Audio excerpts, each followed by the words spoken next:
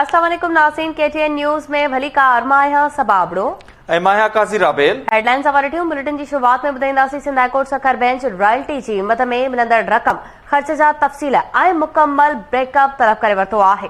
बिल्कुल नाज़रीन, नवां खे अपडेट कयो त सिंध में कंपनियुनि खां मिलंदड़ रॉयल्टी ज़िले सतह ते DC ऐं MNA मिली करे हड़प करे वञनि था। अदालत रिमार्क्स में चयो आहे रॉयल्टी फंड्स मां हर ज़िले में NID जहिड़ी यूनिवर्सिटी, आगा खान जहिड़ी अस्पताल ऐं डिजिटल लाइब्रेरी क़ाइम थी सघे थी। रिमार्क्स में ॼाणायो वियो आहे।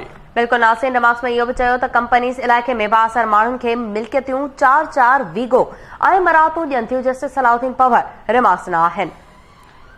इन हवाले सां वधीक तफ़सील लाइ असां लाइन ते मौजूद आहे सखर मां KTN न्यूज़ जो रिपोर्टर अनस गांगरो। जी अनस, तफ़सील ॾिजो।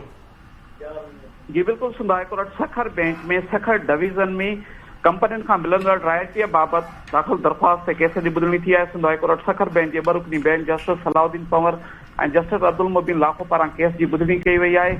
अदालत में घोटकी ऐं खैरपुर ज़िलनि जे डिप्टी कमिश्नर तोड़े उनजे नुमाइंदनि पारां रॉयल्टीअ बाबति आगाही ॾिनी वई। सिंध हाईकोर्ट सखर बेंच पारां ऑफिसरनि खां रॉयल्टीअ जे मद में थींदड़ जेकी रक़म आहे उन जे ख़र्च बाबति ॿुधायो वियो। अदालत खे ॿुधायो वियो त सिर्फ़ घोटकीअ में 7,000 मिलियन रुपयनि खां वधीक पब्लिक हेल्थ, इंजीनियरिंग ऐं म्यूनिसिपल तौरु लोकल गवर्नमेंट खे ॾिना विया आहिनि, जेके ड्रेनेज ऐं ॿियनि मद में ख़र्च कया विया आहिनि। अदालत पारां कावड़ जो इज़हार कंदे रिमार्क्स ॾिना विया आहिनि त सिंध में कंपनियुनि खां मिलंदड़ जेकी रॉयल्टी आहे उहा जेकॾहिं सही ख़र्च थी वञे हा त सिंध जे हर ज़िले में आगा खान जहिड़ी अस्पताल, NIT जहिड़ी यूनिवर्सिटी ऐं डिजिटल लाइब्रेरी क़ाइम थी सघे पई। लेकिन हर ज़िले में कमेटी जोड़े करे डिप्टी कमिश्नर, MNAs ऐं ॿिया ऑफिसर मिली करे उहा जेकी रक़म आहे हड़प करे वञनि था।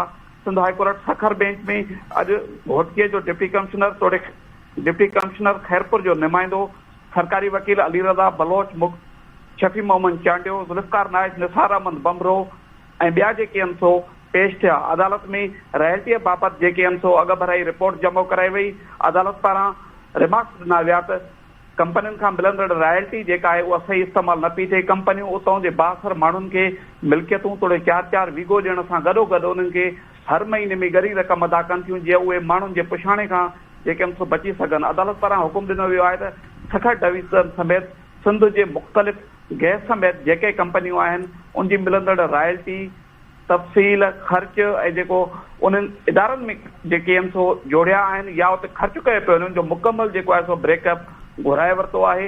अदालत पारां सख़्त रिमार्क्स ॾियण खां पोइ केस जी ईंदड़ ॿुधणी 13 मार्च ताईं मुलतवी कई वई आहे। अदालत पारां कंबर शहदाद कोट, कंदकोट, कशमोर, घोटकी, खैरपुर तोड़े ॿियनि ज़िलनि जी जेके रॉयल्टीअ जे मद में थी आहे उनजा तफ़सील पिणु तलब करे वरिता आहिनि। जी वॾी महिरबानी अपडेट करण लाइ अनस गांगरो।